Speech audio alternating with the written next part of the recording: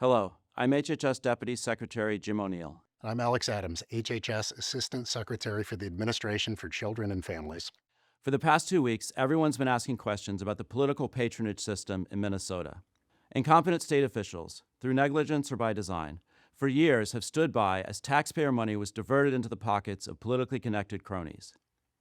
State officials have been unwilling to provide definitive confirmation about the size and scope of fraud. This much is clear.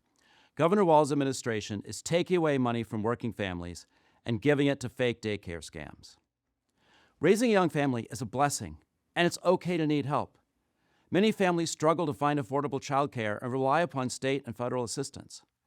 Unfortunately, Governor Walz has allowed resources to be wasted on wide-scale fraud, diverting those resources away from the families who rely upon them to make ends meet. These are not victimless crimes. Every dollar stolen is a dollar stolen from children and families who need those services the most.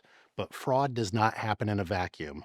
The policies set in Washington influence how states administer these programs, and those policies can either prevent fraud or invite it. Unfortunately, the Biden-Harris administration adopted rules for the Child Care and Development Fund that created serious vulnerabilities. Those policies weakened accountability and made fraud easier, not harder.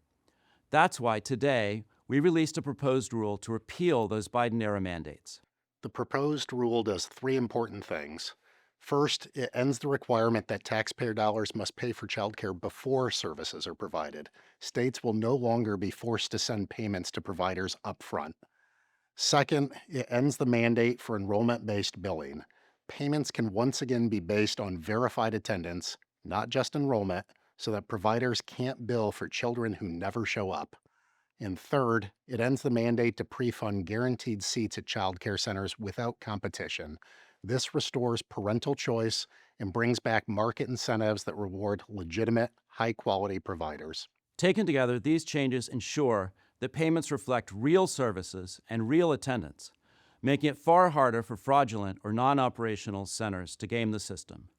Across welfare programs, Biden administration policies effectively backed up a Brink's truck and sent the security home. In childcare, that ends today.